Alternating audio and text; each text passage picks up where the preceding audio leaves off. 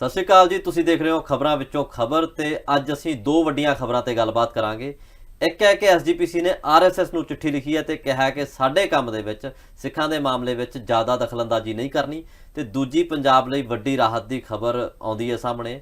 ਉਹਦੇ ਵਿੱਚ ਹੈ ਕਿ 500 ਮੁਹੱਲਾ ਕਲੀਨਿਕ ਆਮ ਆਦਮੀ ਕਲੀਨਿਕ ਹੋਰ ਖੁੱਲਣਗੇ। ਇਹ ਸਰਕਾਰ ਨੇ ਐਲਾਨ ਕੀਤਾ ਤੇ ਇਸੇ ਬਾਰੇ ਅੱਜ ਚਰਚਾ ਕਰਾਂਗੇ। ਹਮੇਸ਼ਾ ਵਾਂਗੂ ਸਾਡੇ ਨਾਲ ਗੁਰਲੀਨ ਕੌਰ ਜੀ ਹੁੰਦੇ ਨੇ। ਸਵਾਗਤ ਹੈ ਜੀ। Thank you so much, sir, for introduction. Thank you so much. Gurleen ਜੀ, ਅੱਜ ਦੀ ਖਬਰਾਂ ਵਿੱਚੋਂ ਖਬਰ ਕੀ ਆ ਤੁਹਾਡੇ ਆਪਣੇ ਅੰਦਾਜ਼ ਦੇ ਵਿੱਚ? ਤੁਸੀਂ ਦੱਸੋ ਇੱਕ ਵਾਰੀ ਜੀ। ਜੀ। ਖਬਰਾਂ ਵਿੱਚੋਂ ਖਬਰ ਸੁਣੀ, ਖਬਰ 'ਚ ਖੜੇ ਨੇ ਧਰਮ ਬਚਾਉਣ ਦੀ ਗੱਲ ਕਰਕੇ ਪਾਉਂਦੇ ਨੇ ਜੋ ਭਰਮ। ਰਾਜਨੀਤੀ ਤੇ ਪਾਵਰ ਦਾ ਬਣਾਇਆ ਇੱਕ ਤਰੀਕਾ, ਲੋਕਾਂ ਨੂੰ ਗੁੰਮਰਾਹ ਕਰਨ ਦਾ ਬਣਾਇਆ ਇਹ ਸਲੀਕਾ।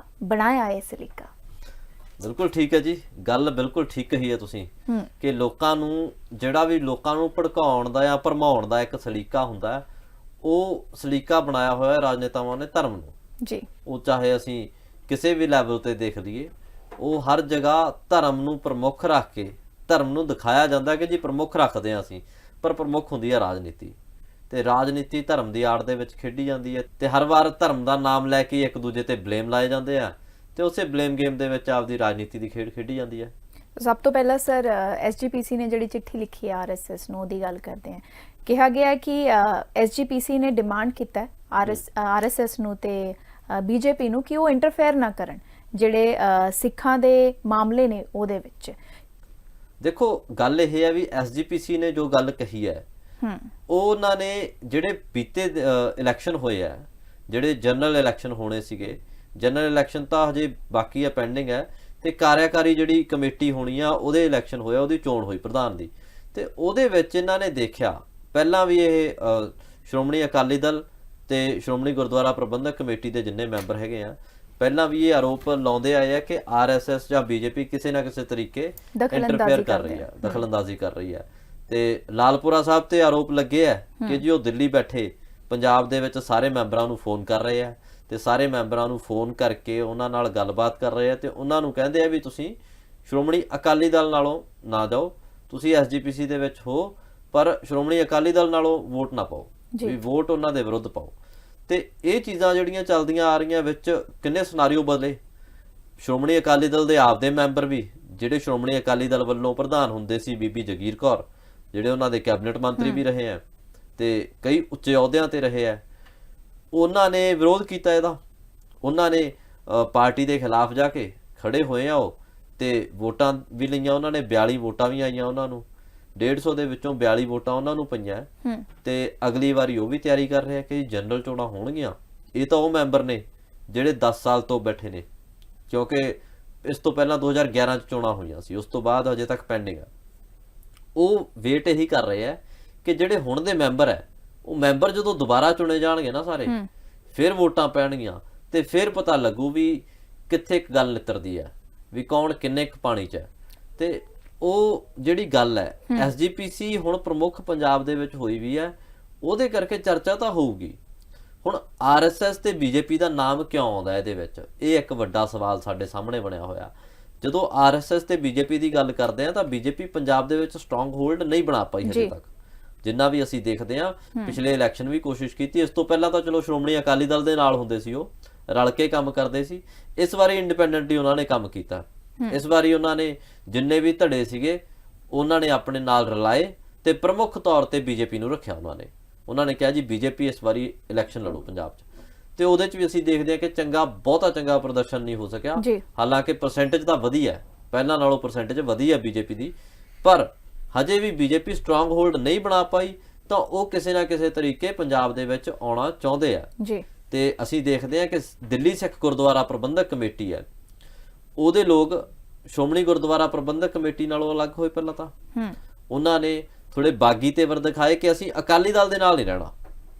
ਉਵੇਂ ਹਰਿਆਣਾ ਸਿੱਖ ਗੁਰਦੁਆਰਾ ਪ੍ਰਬੰਧਕ ਕਮੇਟੀ, ਉਹ ਵੀ ਬੀਜੇਪੀ ਦੇ ਕਰੀਬੀ ਦਿਖਦੀ ਹੈ, ਕਿਉਂਕਿ ਹਰਿਆਣਾ ਦੇ ਵਿੱਚ ਬੀਜੇਪੀ ਦੀ ਸਰਕਾਰ ਹੈ ਤੇ ਬੀਜੇਪੀ ਦੀ ਸਰਕਾਰ ਨੇ ਕੇਸ ਲੜ ਕੇ ਹਰਿਆਣਾ ਦੀ ਸਿੱਖ ਗੁਰਦੁਆਰਾ ਪ੍ਰਬੰਧਕ ਕਮੇਟੀ ਨੂੰ ਅਲੱਗ ਦਰਜਾ ਦਵਾਇਆ।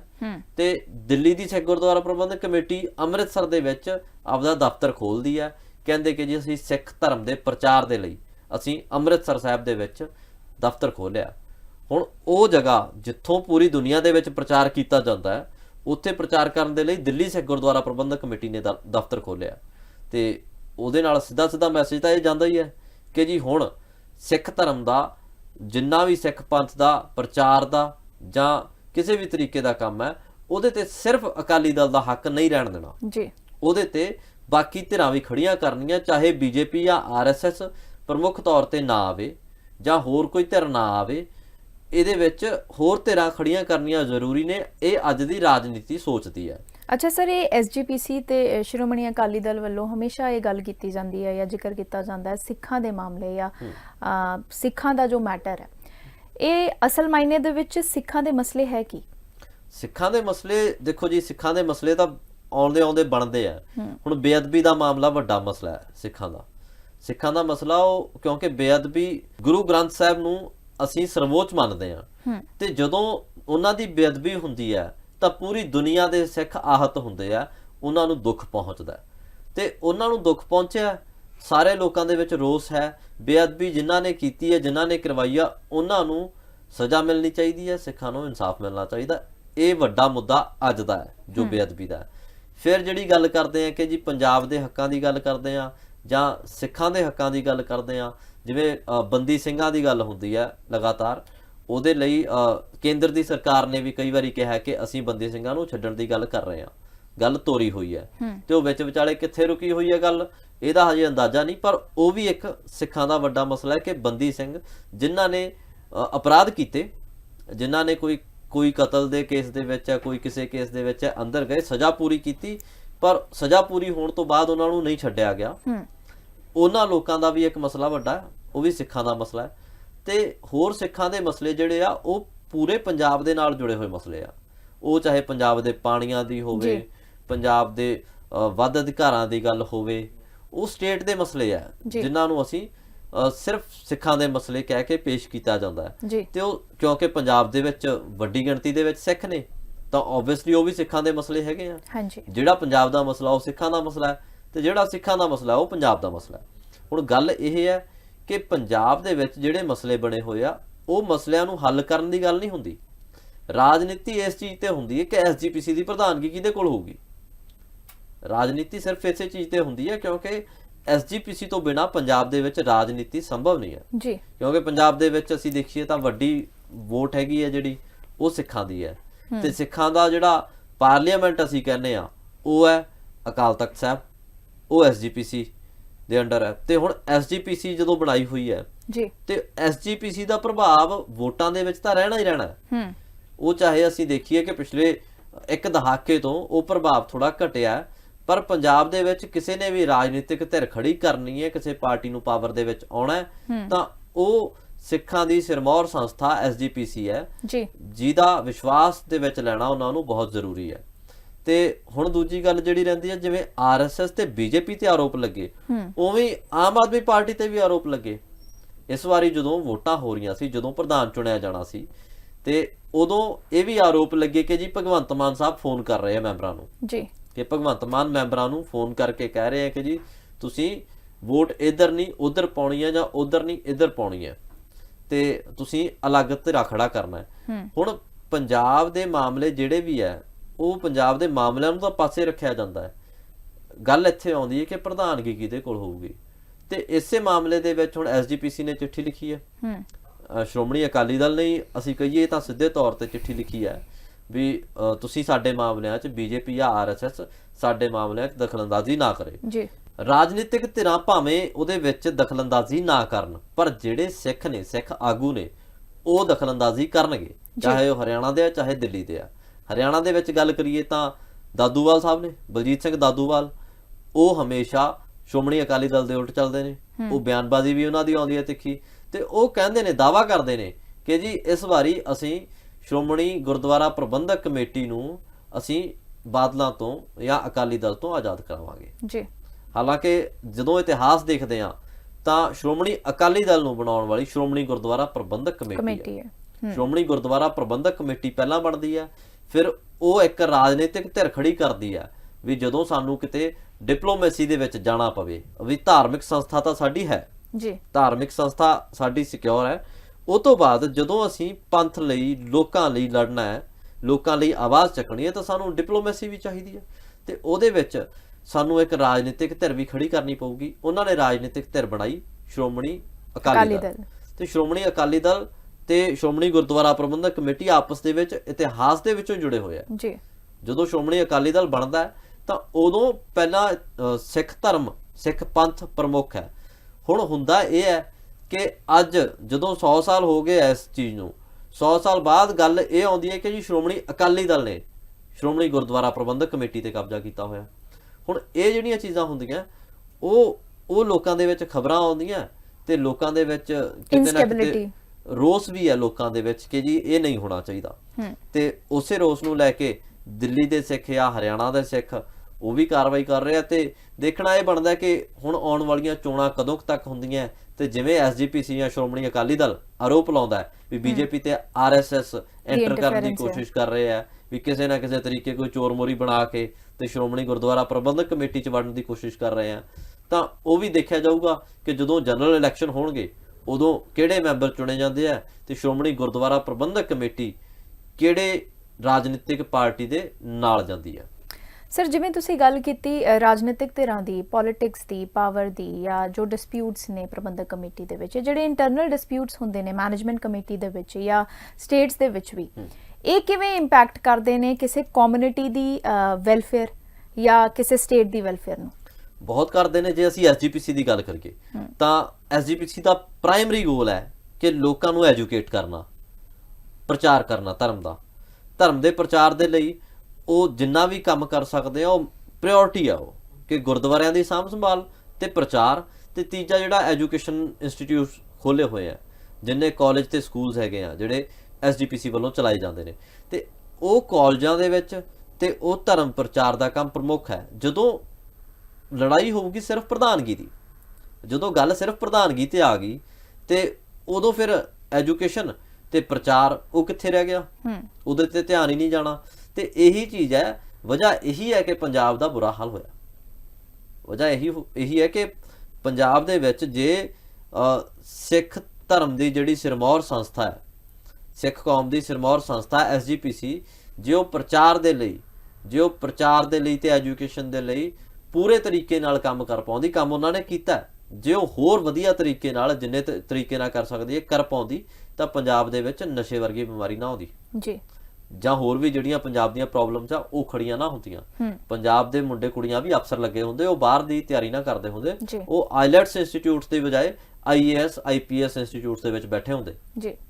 ਇਸ ਤੋਂ ਇਲਾਵਾ ਸਰ ਪ੍ਰਾਇਮਰੀ ਹੈਲਥ ਕੇਅਰ ਦੇ ਵਿੱਚ ਭਗਵੰਤ ਮਾਨ ਸਰਕਾਰ ਦੀ ਵੱਡੀ ਪ੍ਰਾਪਤੀ ਹੋਈ ਹੈ। ਕਿਹਾ ਜਾ ਰਿਹਾ ਕਿ ਜਿਹੜਾ ਪ੍ਰਾਇਮਰੀ ਹੈਲਥ ਕੇਅਰ ਯੂਜ਼ੇਜ ਵਾਲੇ ਜਿਹੜੇ ਮਰੀਜ਼ ਨੇ ਉਹਨਾਂ ਦਾ ਅੰਕੜਾ ਵਧਿਆ, 8000 ਤੋਂ ਵੱਧ ਟੱਪਿਆ ਤੇ ਹੋਰ ਸੂਬੇ ਭਰ ਦੇ ਵਿੱਚ ਇਹੋ ਜੀ ਹੈਲਥ ਕੇਅਰ ਫੈਸਿਲਿਟੀਜ਼ ਤੇ ਇਹੋ ਜਿਹੇ ਮੁਹੱਲਾ ਕਲੀਨਿਕ ਸਥਾਪਿਤ ਹੋਣ ਵਾਲੇ ਆ। ਤੁਹਾਨੂੰ ਕੀ ਲੱਗਦਾ ਹੈ ਕਿ ਸਿਹਤ ਪ੍ਰਣਾਲੀ ਖੇਤਰ ਦੇ ਵਿੱਚ ਇਹੋ ਜਿਹੇ ਮੁਹੱਲਾ ਕਲੀਨਿਕ ਕ੍ਰਾਂਤੀ ਲਿਆ ਸਕਦੇ ਨੇ? ਬਿਲਕੁਲ ਕ੍ਰਾਂਤੀ, ਦੇਖੋ ਕ੍ਰਾਂਤੀ ਤਾਂ ਆਉਂਦੀ ਹੈ, ਇਹ ਨਹੀਂ ਹੁੰਦਾ ਕਿ ਇੱਕੋ ਦਿਨ ਦੇ ਵਿੱਚ ਕ੍ਰਾਂਤੀ ਆ ਜਾਣੀ ਹੈ। ਗੱਲ ਇਹ ਹੁੰਦੀ ਹੈ ਕਿ ਜੀ ਜਿਹੜੀ ਮੁਹੱਲਾ ਕਲੀਨਿਕ ਬਣਾਏ ਆ ਉਹਦੇ ਵਿੱਚ ਸਟਾਫ ਹੈ, ਜਿਹੜਾ ਸਟਾਫ ਹੈ ਉਹ ਕਿੰਨੇ ਕੁ ਵਧੀਆ ਤਰੀਕੇ ਨਾਲ ਕੰਮ ਕਰ ਰਿਹਾ ਹੈ। ਹਜੇ ਤਾਂ ਸ਼ੁਰੂਆਤ ਕੀਤੀ ਸੀ, 100 ਦੀ ਗੱਲ ਹੋਈ ਸੀ ਤੇ 100 ਤੋਂ ਬਾਅਦ ਉਹ ਸਿਸਟਮ ਹੋਰ ਬਦਲਦਾ ਜਾਊਗਾ। ਜਿਵੇਂ 500 ਦੀ ਗੱਲ ਕੀਤੀ ਹੈ ਤਾਂ 521 ਦੇ ਕਰੀਬ ਤਾਂ ਜਿਹੜੇ ਪ੍ਰਾਇਮਰੀ ਹੈਲਥ ਸੈਂਟਰ ਹੈਗੇ ਆ, ਪ੍ਰਾਇਮਰੀ ਹੈਲਥ ਕੇਅਰ ਸੈਂਟਰ ਹੈ, ਉਹਨਾਂ ਨੂੰ ਹੀ ਮੁਹੱਲਾ ਕਲੀਨਿਕ ਦੇ ਵਿੱਚ, ਆਮ ਆਦਮੀ ਕਲੀਨਿਕ ਦੇ ਵਿੱਚ ਤਬਦੀਲ ਕੀਤਾ ਜਾਣਾ। ਤਾਂ ਇਹ ਤਾਂ ਅਸੀਂ ਮੰਨ ਕੇ ਚੱਲੀਏ ਕਿ ਕੋਈ ਨਵੇਂ ਇੰਸਟੀਚਿਊਟ ਜਾਂ ਨਵੀਆਂ ਬਿਲਡਿੰਗਸ ਨਹੀਂ ਬਣਨ ਵਾਲੀਆਂ ਜੀ।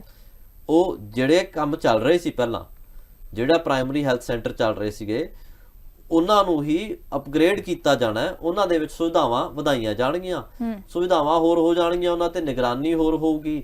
ਤੇ ਮੈਨੂੰ ਲੱਗਦਾ ਕਿ ਜੇ ਹੈਲਥ ਡਿਪਾਰਟਮੈਂਟ ਚੰਗੇ ਤਰੀਕੇ ਨਾਲ ਕੰਮ ਕਰੇ, ਜਿਵੇਂ ਹੁਣ ਸ਼ਾਬਾਸ਼ੀ ਮਿਲੀ ਹੈ ਕਿ ਜੀ ਇੱਕ ਡਾਕਟਰ ਦੇ ਨਾਲ ਜਾਂ ਇੱਕ ਛੋਟੀ ਜੀ ਟੀਮ ਦੇ ਨਾਲ ਤੁਸੀਂ ਬਹੁਤ ਵਧੀਆ ਕੰਮ ਕਰ ਰਹੇ ਹੋ ਜੀ, ਤੇ ਉਵੇਂ ਜੇ ਬਾਕੀ ਸਾਰੇ ਪਾਸੇ ਵੀ ਹੋਣ ਲੱਗ ਪਏ ਤਾਂ ਲੋਕਾਂ ਨੂੰ ਸੁਵਿਧਾ ਮਿਲੂਗੀ। ਬਿਲਕੁਲ ਰੈਂਕਿੰਗ ਕਿੱਥੇ ਜਾਂਦੀ ਹੈ ਜਾਂ ਕਿਹੜੇ ਨੰਬਰ ਤੇ ਅਸੀਂ ਪਹੁੰਚਦੇ ਆ ਜਾਂ ਕਿਹੜੇ ਲਿਸਟ ਦੇ ਵਿੱਚ ਕਿੰਨਵਾਂ ਨੰਬਰ ਮਿਲਦਾ ਸਾਨੂੰ, ਇਹਦੇ ਨਾਲ ਮਤਲਬ ਹੋਵੇ ਨਾ ਹੋਵੇ, ਪਰ ਲੋਕਾਂ ਨੂੰ ਸੁਵਿਧਾ ਜ਼ਰੂਰ ਚੰਗੀ ਮਿਲੂਗੀ। ਜੇ ਲੋਕਾਂ ਨੂੰ ਸੁਵਿਧਾ ਚੰਗੀ ਮਿਲਦੀ ਹੈ ਤਾਂ ਆਪੇ ਪੰਜਾਬ ਦੇ ਵਿੱਚ ਲੋਕ ਪ੍ਰੋਗਰੈਸ ਵੱਲ ਜਾਣਗੇ ਤੇ ਲੋਕਾਂ ਨੂੰ ਬਾਹਰ ਭੱਜਣ ਦੀ ਵੀ ਲੋੜ ਨਹੀਂ ਪੈਣੀ। ਬਿਲਕੁਲ।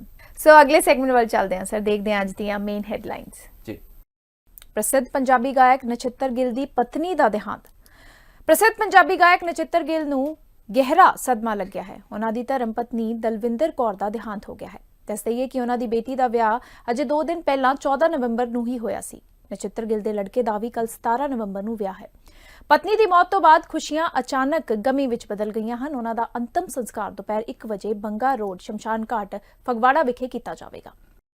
ਸੈਂਟਰ ਮਸਤੂਆਣਾ ਸਾਹਿਬ ਪੰਜਾਬ ਦੇ ਸਾਬਕਾ ਖਜ਼ਾਨਾ ਮੰਤਰੀ ਪਰਮਿੰਦਰ ਸਿੰਘ ਢੀਂਡਸਾ ਦਾ ਕਹਿਣਾ ਹੈ ਕਿ ਕੇਂਦਰ ਸਰਕਾਰ ਨਾਲ ਗੱਲਬਾਤ ਕਰਕੇ ਬਾਕੀ ਹੋਰ ਖੇਡਾਂ ਵਾਂਗ ਗੱਤਕਾ ਖੇਡ ਵੀ ਸਪੋਰਟਸ ਅਥਾਰਟੀ ਆਫ ਇੰਡੀਆ ਦੇ ਮਸਤੂਆਣਾ ਸਾਹਿਬ ਵਿਖੇ ਚੱਲ ਰਹੇ ਸੈਂਟਰ ਵਿੱਚ ਲਿਆਂਦੀ ਜਾਵੇਗੀ ਤਾਂ ਜੋ ਗੱਤਕਾ ਖਿਡਾਰੀ ਵੀ ਉੱਚ ਪੱਧਰ ਦੀਆਂ ਖੇਡਾਂ ਤਕਨੀਕਾਂ ਅਤੇ ਵਧੀਆ ਕੋਚਿੰਗ ਹਾਸਲ ਕਰ ਸਕਣ। ਤੁਹਾਨੂੰ ਦੱਸ ਦਈਏ ਕਿ ਪੰਜਾਬ ਦੇ ਸਾਬਕਾ ਖਜ਼ਾਨਾ ਮੰਤਰੀ Parminder Singh Dhindsa Akal college of physical education Mastuana Sahib Sangrur ਵਿਖੇ ਚੱਲ ਰਹੀ 4 ਰੋਜ਼ਾ ਗੱਤਕਾ ਚੈਂਪੀਅਨਸ਼ਿਪ ਦੇ ਫਾਈਨਲ ਮੁਕਾਬਲਿਆਂ ਦੀ ਸ਼ੁਰੂਆਤ ਕਰਾਉਣ ਆਏ ਹੋਏ ਸਨ। ਇਸ ਮੌਕੇ ਢੀਂਡਸਾ ਨੇ ਕਿਹਾ ਕਿ ਗੁਰੂ ਸਾਹਿਬ ਵੱਲੋਂ ਵਰਸਾਏ ਇਸ ਮਾਣਮੱਤੀ ਕਲਾ ਨੂੰ ਬਤੌਰ ਮੁਕਾਬਲੇ ਵਾਲੀ ਖੇਡ ਅਤੇ ਸਵੈ ਰੱਖਿਆ ਦੀ ਕਲਾ ਵਜੋਂ ਹੋਰ ਵਿਕਸਿਤ ਕਰਨ ਦੀ ਲੋੜ ਹੈ ਤਾਂ ਜੋ ਇਸ ਖੇਡ ਦਾ ਪ੍ਰਚਾਰ ਅਤੇ ਪ੍ਰਸਾਰ ਦੁਨੀਆ ਭਰ ਵਿੱਚ ਹੋ ਸਕੇ। ਉਹਨਾਂ ਨੇ ਇਸ ਮੌਕੇ ਗੱਤਕਾ ਖੇਡ ਦੀ ਪ੍ਰਫੁੱਲਤਾ ਲਈ ਗੱਤਕਾ ਐਸੋਸੀਏਸ਼ਨ ਨੂੰ ਹਰ ਸੰਭਵ ਮਦਦ ਦੇਣ ਦਾ ਭਰੋਸਾ ਵੀ ਦਿੱਤਾ ਹੈ। ਆਮ ਆਦਮੀ ਕਲੀਨਿਕ 4 ਮਹੀਨਿਆਂ ਦੌਰਾਨ 5 ਲੱਖ ਤੋਂ ਵੱਧ ਲੋਕਾਂ ਲਈ ਵਰਦਾਨ ਸਾਬਤ ਹੋਏ। ਭਗਵੰਤ ਮਾਨ ਸਰਕਾਰ ਵੱਲੋਂ ਸਿਹਤ ਦੇ ਖੇਤਰ 'ਚ ਸ਼ੁਰੂ ਵਿਲੱਖਣ ਪਹਿਲ ਆਮ ਆਦਮੀ ਕਲੀਨਿਕਾਂ ਤੇ ਬੀਤੇ 4 ਮਹੀਨਿਆਂ ਦੌਰਾਨ ਤੇ 5 ਲੱਖ ਤੋਂ ਵੱਧ ਲੋਕਾਂ ਨੇ ਪਹੁੰਚ ਕੀਤੀ। ਇਹ ਜਾਣਕਾਰੀ ਦਿੰਦਿਆਂ ਪੰਜਾਬ ਦੇ ਸਿਹਤ ਮੰਤਰੀ ਚੇਤਨ ਸਿੰਘ ਜੋੜਾ ਮਾਜਰਾ ਨੇ ਦੱਸਿਆ ਕਿ ਸੂਬੇ ਭਰ ਵਿੱਚ ਆਮ ਆਦਮੀ ਕਲੀਨਿਕਾਂ ਨੂੰ ਆਮ ਲੋਕਾਂ ਵੱਲੋਂ ਭਰਵਾਂ ਹੁੰਗਾਰਾ ਮਿਲਿਆ ਹੈ ਅਤੇ ਕਲੀਨਿਕਾਂ ਤੇ ਰੋਜ਼ਾਨਾ ਆਉਣ ਵਾਲੇ ਮਰੀਜ਼ਾਂ ਦਾ ਅੰਕੜਾ 8000 ਤੋਂ ਟੱਪ ਗਿਆ ਹੈ। ਵਿਜੀਲੈਂਸ ਬਿਊਰੋ ਨੇ 50,000 ਰੁਪਏ ਰਿਸ਼ਵਤ ਲੈਂਦਿਆਂ ਪੰਚਾਇਤੀ ਰਾਜ ਦੇ ਜੇਈ ਨੂੰ ਕੀਤਾ ਕਾਬੂ। ਪੰਜਾਬ ਦੇ ਮੁੱਖ ਮੰਤਰੀ ਭਗਵੰਤ ਮਾਨ ਦੇ ਨਿਰਦੇਸ਼ਾਂ ਤੇ ਸੂਬੇ 'ਚੋਂ ਭ੍ਰਿਸ਼ਟਾਚਾਰ ਨੂੰ ਜੜੋਂ ਖਤਮ ਕਰਨ ਦੇ ਮਕਸਦ ਦੇ ਨਾਲ ਵਿੱਢੀ ਗਈ ਮੁਹਿੰਮ ਦੇ ਤਹਿਤ ਪੰਜਾਬ ਵਿਜੀਲੈਂਸ ਬਿਊਰੋ ਨੇ ਮੰਗਲਵਾਰ ਨੂੰ ਪੰਚਾਇਤੀ ਰਾਜ ਵਿਭਾਗ ਦੇ ਜੂਨੀਅਰ ਇੰਜੀਨੀਅਰ ਨੂੰ 50,000 ਰੁਪਏ ਰਿਸ਼ਵਤ ਲੈਂਦਿਆਂ ਰੰਗੇ ਹੱਥੀਂ ਕਾਬੂ ਕੀਤਾ ਹੈ। ਵਿਜੀਲੈਂਸ ਬਿਊਰੋ ਦੇ ਬੁਲਾਰੇ ਨੇ ਇਸ ਸੰਬੰਧੀ ਜਾਣਕਾਰੀ ਦਿੰਦਿਆਂ ਦੱਸਿਆ ਕਿ ਮੁਲਜ਼ਮ ਜੇਈ ਬਲਬੀਰ ਕੁਮਾਰ ਨੂੰ ਸਰਪੰਚ ਆਧਾਰ ਸਿੰਘ ਵਾਸੀ ਪਿੰਡ ਜੁਲਕਾ ਜ਼ਿਲ੍ਹਾ ਪਟਿਆਲਾ ਦੀ ਸ਼ਿਕਾਇਤ ਦੇ ਤਹਿਤ ਗ੍ਰਿਫਤਾਰ ਕੀਤਾ ਗਿਆ ਹੈ। ਸੋ ਇਹ ਸਨ ਸਰ ਅੱਜ ਦੀਆਂ ਮੁੱਖ ਖਬਰਾਂ। ਅੱਜ ਦੀ ਸਰਕਾਰੀ ਖਬਰ ਦੇ ਵਿੱਚ ਕੀ ਹੈ ਪੜ੍ਹਦੇ ਹਾਂ ਜੀ। ਘੇਰਾਬੰਦੀ ਅਤੇ ਤਲਾਸ਼ੀ ਮੁਹਿੰਮ। ਪੰਜਾਬ ਪੁਲਿਸ ਵੱਲੋਂ 98 ਵਿਅਕਤੀ ਗ੍ਰਿਫਤਾਰ, 1 ਕਿਲੋ ਹੈਰੋਇਨ, 10.91 ਲੱਖ ਰੁਪਏ ਡਰੱਗ ਮਨੀ, 2 ਪਿਸਤੌਲ ਅਤੇ 1 ਰਾਈਫਲ ਬਰਾਮਦ। ਸੂਬੇ ਭਰ ਵਿੱਚ 250 ਤੋਂ ਵੱਧ ਥਾਵਾਂ ਤੇ ਕਾਰਵਾਈ ਕਰਨ ਲਈ 12,000 ਤੋਂ ਵੱਧ ਪੁਲਿਸ ਕਰਮਚਾਰੀ ਕੀਤੇ ਤਾਇਨਾਤ। ਮੁੱਖ ਮੰਤਰੀ ਭਗਵੰਤ ਮਾਨ ਦੇ ਦਿਸ਼ਾ ਨਿਰਦੇਸ਼ਾਂ ਤੇ ਪੰਜਾਬ ਸਰਕਾਰ ਵੱਲੋਂ ਚਲਾਈ ਗਈ ਵਿਸ਼ੇਸ਼ ਘੇਰਾਬੰਦੀ ਅਤੇ ਤਲਾਸ਼ੀ ਮੁਹਿੰਮ ਦੇ ਸਫਲ ਨਤੀਜੇ ਸਾਹਮਣੇ ਆਏ ਹਨ, ਜਿਸ ਦੌਰਾਨ ਪੁਲਿਸ ਟੀਮਾਂ ਨੇ ਵੱਖ-ਵੱਖ ਅਪਰਾਧਾਂ ਵਿੱਚ ਸ਼ਾਮਲ 3 ਭਗੌੜਿਆਂ ਸਮੇਤ 98 ਵਿਅਕਤੀਆਂ ਨੂੰ ਗ੍ਰਿਫਤਾਰ ਕੀਤਾ ਹੈ। ਇਸ ਸਬੰਧ ਵਿੱਚ ਕੁੱਲ 97 FIR ਦਰਜ ਕੀਤੀਆਂ ਗਈਆਂ ਹਨ। ਅੱਜ ਸੂਬੇ ਭਰ ਵਿੱਚ ਚਲਾਏ ਗਏ ਇਸ ਆਪਰੇਸ਼ਨ ਦੇ ਨਤੀਜਿਆਂ ਨੂੰ ਸਾਂਝਾ ਕਰਦਿਆਂ ਡਾਇਰੈਕਟਰ ਜਨਰਲ ਆਫ ਪੁਲਿਸ ਗੌਰਵ ਯਾਦਵ ਨੇ ਕਿਹਾ ਕਿ ADGPs ਤੇ IGPs ਅਤੇ ਸੰਬੰਧਿਤ CPs ਦੀ ਨਿਗਰਾਨੀ ਹੇਠ 12,000 ਤੋਂ ਵੱਧ ਪੁਲਿਸ ਮੁਲਾਜ਼ਮਾਂ ਵੱਲੋਂ ਸੂਬੇ ਭਰ ਵਿੱਚ ਇਹ ਕਾਰਵਾਈ ਕੀਤੀ ਗਈ। ਉਹਨਾਂ ਦੱਸਿਆ ਕਿ ਪੁਲਿਸ ਨੇ 5 ਘੰਟੇ ਤੱਕ ਚੱਲੇ ਆਪਰੇਸ਼ਨ ਦੌਰਾਨ 2 ਪਿਸਤੌਲ ਅਤੇ 1 ਰਾਈਫਲ ਅਤੇ 1 ਬੰਦੂਕ ਸਮੇਤ ਗੋਲੀ ਸਿੱਕਾ ਅਤੇ 30 ਮੋਟਰਸਾਈਕਲ ਵੀ ਬਰਾਮਦ ਕੀਤੇ। ਸਰ ਅਸੀਂ ਰੋਜ਼ ਨਿਊਜ਼ ਪੜ੍ਹਦੇ ਹਾਂ ਕਿ ਬਹੁਤ ਜ਼ਿਆਦਾ ਡਰੱਗਸ ਬਰਾਮਦ ਕੀਤੇ ਜਾ ਰਹੇ ਨੇ, ਤਲਾਸ਼ੀ ਲਈ ਜਾ ਰਹੀ ਹੈ, ਬਟ ਫਿਰ ਵੀ ਇਹ ਜਿਹੜਾ ਡਰੱਗ ਨੈਕਸਸ ਹੈ ਇਹ ਆਇਡੈਂਟੀਫਾਈ ਨਹੀਂ ਹੋ ਰਿਹਾ। ਦੇਖੋ, ਨੈਕਸਸ ਨੂੰ ਤੋੜਨ ਲਈ ਤਾਂ ਅਸੀਂ ਹਰ ਵਾਰੀ ਗੱਲ ਕਰਦੇ ਹਾਂ ਕਿ ਨੈਕਸਸ ਨੂੰ ਤੋੜਨ ਲਈ ਉਹਦੀ ਜੜ ਜ਼ਰੂਰੀ ਹੈ। ਜੇ ਜੜ ਪਤਾ ਲੱਗੇ ਕਿ ਜੀ ਇਹ ਜੜ ਹੈ ਤਾਂ ਫਿਰ ਉਹਨੂੰ ਅਸੀਂ ਪੁੰਗਰਨ ਨਾ ਦਈਏ ਦੁਬਾਰਾ।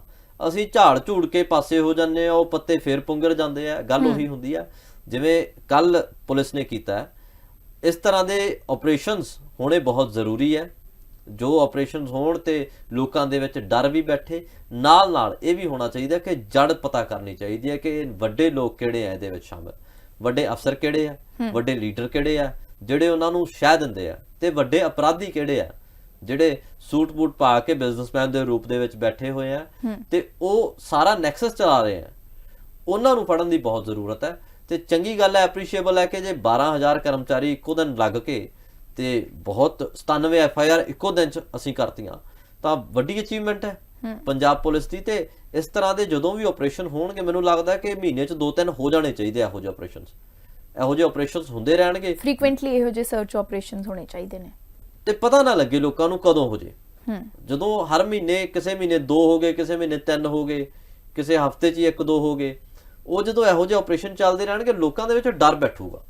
ਫਿਰ ਇਹੋ ਜਿਹੇ ਜਿਹੜੇ ਐਲੀਮੈਂਟਸ ਹੈ ਨਾ, ਜਿਹੜੇ ਡਰੱਗਸ ਨੂੰ ਵੇਚਦੇ ਆ ਜਾਂ ਤਸਕਰੀ ਕਰਦੇ ਆ, ਚਾਹੇ ਛੋਟੇ ਲੈਵਲ ਤੇ ਚਾਹੇ ਵੱਡੇ ਲੈਵਲ ਤੇ, ਉਹ ਸਾਰਿਆਂ ਦਾ ਭਾਂਡਾ ਫੁੱਟੂਗਾ ਤੇ ਉਹਨਾਂ 'ਚ ਡਰ ਬੈਠੂਗਾ, ਉਹਨਾਂ ਨੇ ਕੰਮ ਛੱਡ ਦੇਣਾ ਇਹੋ ਜਿਹਾ। ਜੀ, ਸੋ ਬਹੁਤ ਬਹੁਤ ਧੰਨਵਾਦ ਤੁਹਾਡਾ ਸਰ ਇਹੋ ਜੀ ਡਿਸਕਸ਼ਨ ਲਈ। ਖਬਰਾਂ ਵਿੱਚੋਂ ਖਬਰ ਦੇ ਹੋਰ ਐਪੀਸੋਡਸ ਦੇਖਣ ਲਈ ਜੁੜੇ ਰਹੋ ਸਾਡੇ ਚੈਨਲ ਦੇ ਨਾਲ, ਦੇਖਦੇ ਰਹੋ ਪੰਜਾਬ ਟੁਡੇ। ਸਾਨੂੰ ਆਪਣੇ ਸੁਝਾਅ ਜ਼ਰੂਰ ਦਿਓ ਜੀ ਕਮੈਂਟ ਸੈਕਸ਼ਨ ਦੇ ਵਿੱਚ, and do not forget to subscribe to our channel. Thank you.